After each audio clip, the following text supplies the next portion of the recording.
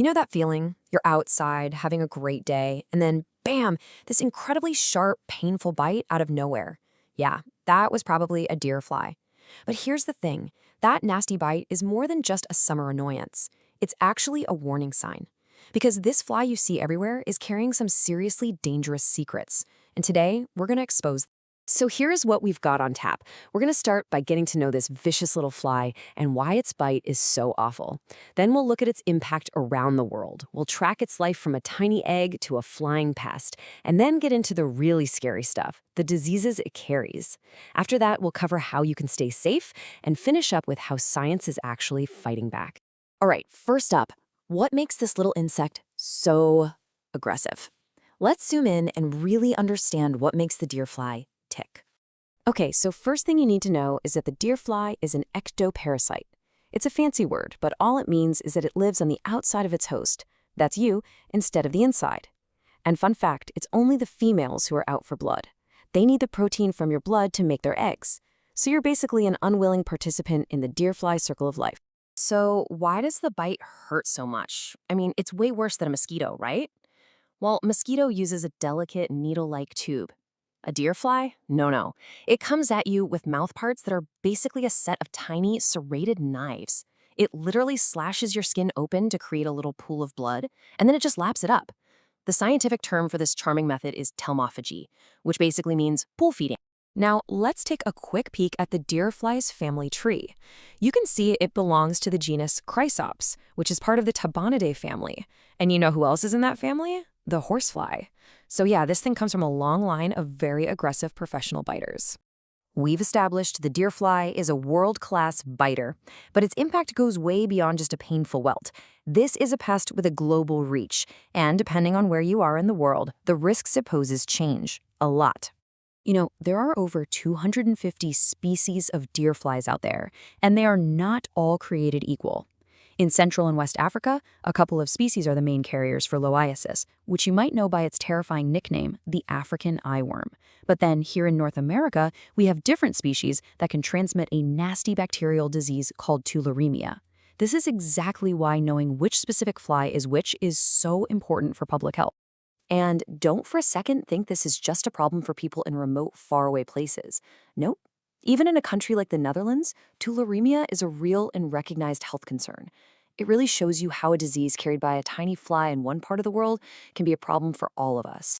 You know, if you really want to figure out how to control a pest like this, you have to understand its whole life story. So let's dig into its life cycle, from a tiny egg all the way to a bloodthirsty adult. The deer fly goes through this incredible transformation. It starts as one of hundreds of eggs laid on a plant hanging over some water. When the larva hatches, it just drops right into the mud below.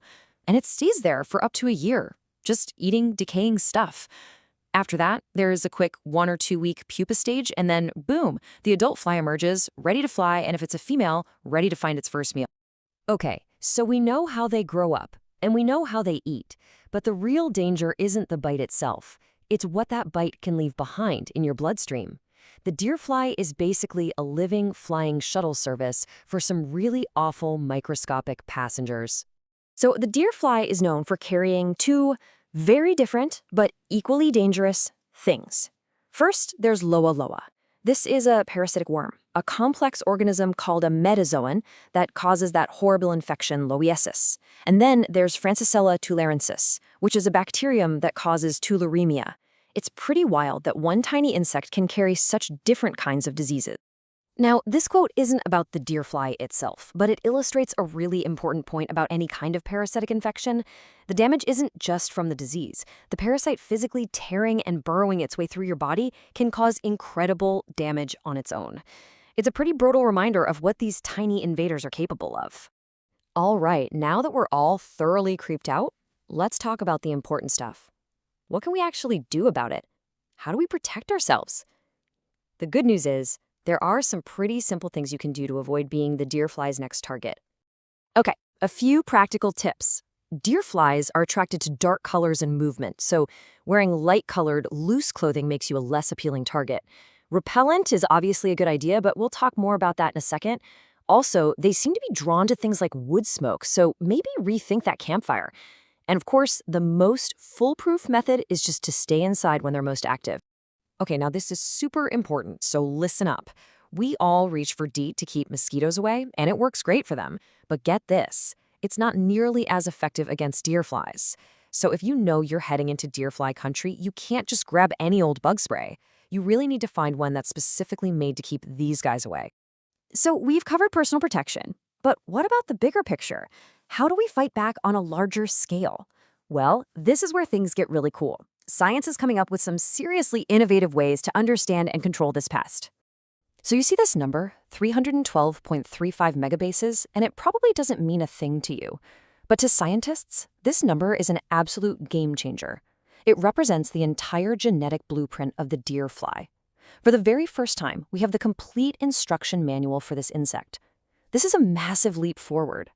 So what can you do with an instruction manual? Well, you can find the weak spots. By studying the fly's DNA, scientists can pinpoint the exact genes that control things like how it finds you. And once you know that, you can start developing really smart, targeted ways to stop it, without just spraying harsh chemicals everywhere that could harm other insects. And the cool science doesn't stop there. There's another technique called molecular xenomonitoring. Instead of having to test thousands of people to see if a disease is spreading in an area, scientists can just trap a few deer flies and check them for the parasite's DNA. It is so much faster, safer, and lets them target their efforts exactly where they're needed most. We've covered a ton of information today, and really, this is just scratching the surface. We put this all together using a Gemini deep search.